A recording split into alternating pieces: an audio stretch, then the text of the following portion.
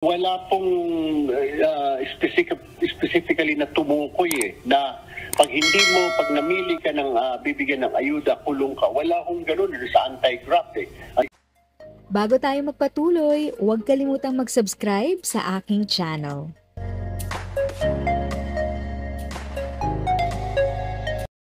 Thank you sa pag-click ng aking video. Good day po sa lahat ng mga nanonood. Sa mga bagong viewers at napadaan lang, by the way, I'm Tita Eda. Welcome to my channel.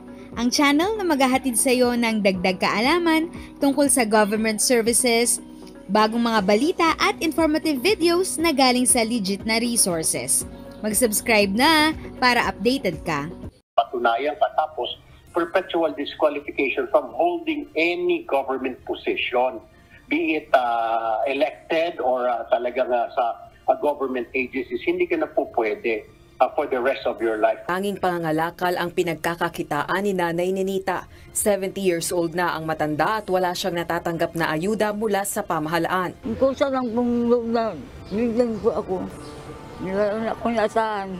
Kung ang ilang kababayan ang tatanungin, sang-ayon silang patawan ng parusa ang mga opisyal ng pamahalaang mapatutunayang namimili ng bibigyan ng ayuda lalo na sa panahon ng kalamidad o sakuna. Dapat matanggal sila sa katungkulan kasi hindi sila nagiging tapat sa bayan. Hindi naman pwede na basta na lang bibigyan porket kaibigan mo na hindi naman pala kabarangay nyo, halimbawa. So kung mapapunta na ganyan ang ginagawa ng ibang leader, hindi naman lahat, pwede sigurong bigyan niya ng parusa or tanggalin sa pwesto. Kailangan po sana ma-actionan, mabigyan ng pansin yung lahat ng mga ganong klase ng amalya o halimbawa baka nasa sistema ba.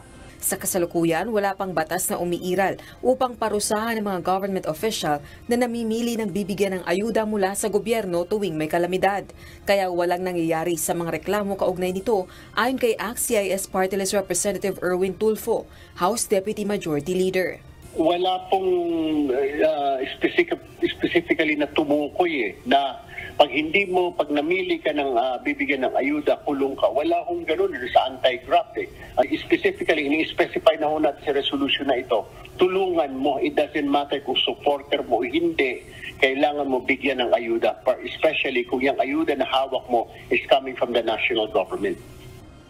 Bunsod nito, naghaina ng panukalang batas ang mambabatas na nagsusulong ng perpetual disqualification sa mga opisyal ng pamahalaan na namimili sa pagbibigay ng ayuda, lalo na sa panahon ng kalamidad.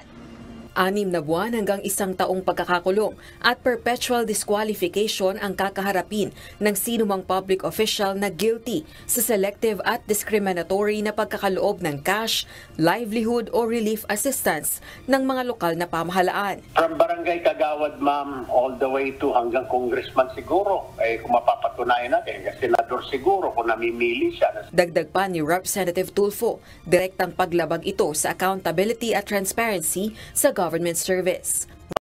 If sa tingin mo, natulungan ka ng video ko na ito, nakasave ka sa oras mo, you can click yung thanks button at any amount ay malaking help sa pag-grow ng channel ko. Yun lang po muna ang aking update. Sana ay nakatulong na dagdag kaalaman ang aking share today. Ang goal ng aking channel ay mag-create ng awareness.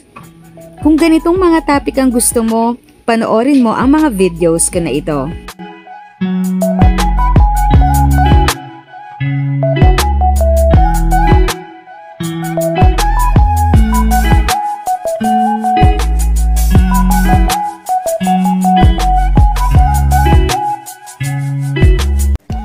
Thanks for watching! Kung may kapamilya, kaibigan o kakilala sa tingin mo ay magiging interesado sa video, please share or tag sila sa comment section. At syempre, if nagustuhan mo ang video, i-like mo na ito at subscribe ka na din. As always, feel free to write your questions, comments, and opinions respectfully. And continue to be a blessing and stay safe!